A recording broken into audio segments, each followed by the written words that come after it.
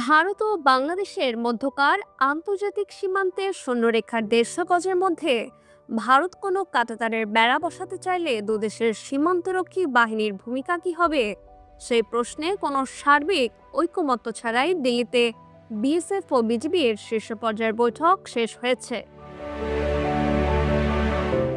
বৈঠকের শেষে এক যৌথ সাংবাদিক সম্মেলনে বিজিবির মহাপরিচালক মেজর জেনারেল মোহাম্মদ আশরাফুজ্জামান সিদ্দিক জানান, কাঁটাতারের বেড়া নিয়ে বিশদে আলোচনা হয়েছে এবং তারা প্রস্তাব করেছেন যে সব জায়গায় বেড়া বসানো নিয়ে ইস্যু তৈরি হবে সেখানে দুই বাহিনীর পক্ষ থেকে যৌথ পরিদর্শনের ব্যবস্থা করা হোক।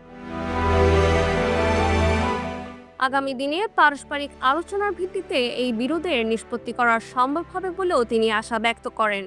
পাশাপাশি সাংবাদিক সম্মেলনে বিএসএফ মহাপরিচালক দলজিৎ সিং চৌধুরীর বক্তব্য থেকেও স্পষ্ট হয়ে গেছে, সীমান্তের ১৫০ গজের মধ্যে কাঁটাতারের বেড়া বসানোর কাজ পুরোপুরি বন্ধ রাখা হবে এমন কোনো প্রতিশ্রুতি তারা দেননি।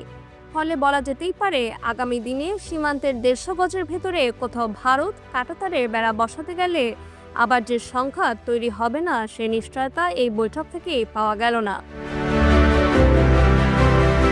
Naushin Taslim Rahman, Dhaka West news.